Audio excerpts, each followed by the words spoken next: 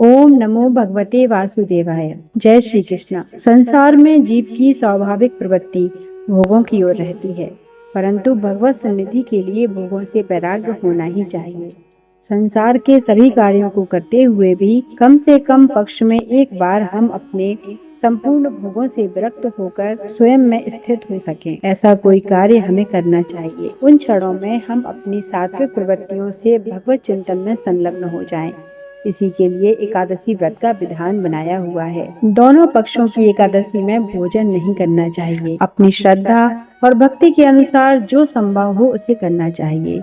निर्जल व्रत, उपवास व्रत, यदि ना हो सके तो दिन भर उपवास रखकर रात्रि में फलाहार करना चाहिए, या केवल किसी भी समय एक बार फलाहार कर सकते हैं। यथा संभव अन्न आहार का परित्याग तो एकादशी के दिन हम सभी को करना ही चाहिए।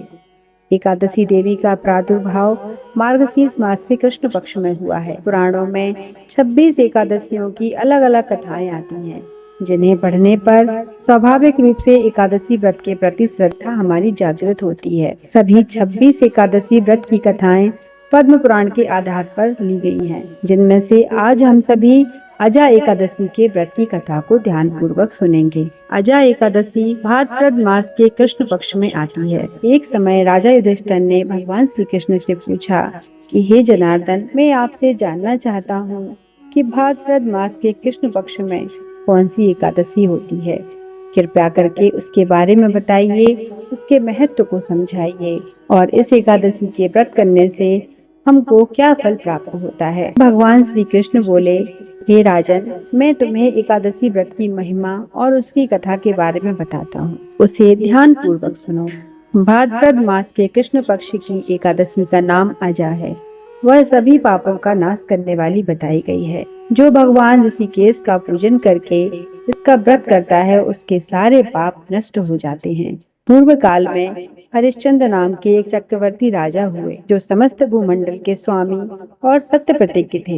एक समय उन्हें किसी कर्म का फल भोग प्राप्त होने पर राज्य से भ्रष्ट होना पड़ा।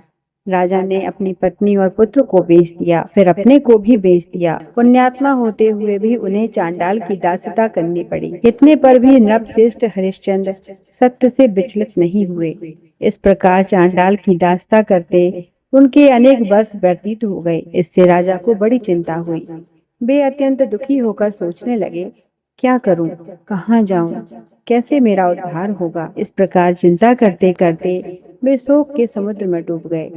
राजा को आतुर जानकर कोई मुनि उनके पास आए। वे महर्षि गौतम थे। श्रेष्ठ ब्राह्मणों को आया हुआ देखकर नृपश्रेष्ठ ने उनके चरणों में प्रणाम किया और दोनों हाथ जोड़कर गौतम ऋषि के सामने खड़े होकर अपना सारा दुखमय समाचार कह सुनाया।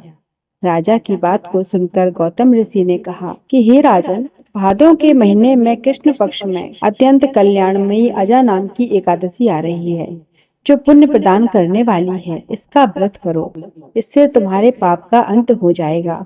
तुम्हारे भाग्य से आज के 7वें दिन एकादशी है। उस दिन उपवास करके रात में जागरण करो। ऐसा कहकर महर्षि गौतम अंतर्ध्यान हो जाते हैं। मुनि की बातों को सुनकर राजा हरिश्चंद्र ने उस उत्तम व्रत का अनुष्ठान किया। उस व्रत के प्रभाव से राजा अपने सारे दुखों से पार हो गए। उन्हें पत्नी का सन्निधान और पुत्र का जीवन भी मिला। आकाश में दुंदुभियां बज उठी, देवलोक से फूलों की वर्षा होने लगी।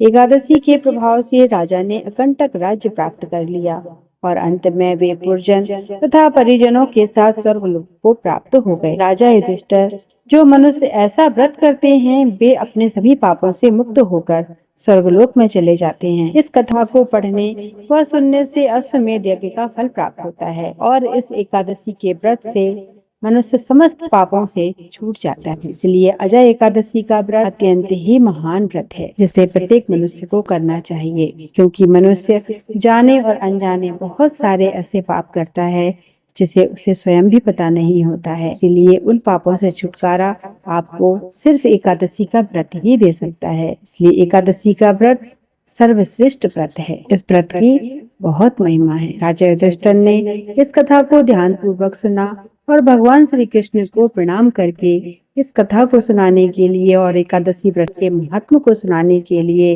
बहुत बहुत धन्यवाद किया। जय श्री कृष्ण। ओम नमो भगवते वासुदेवाय।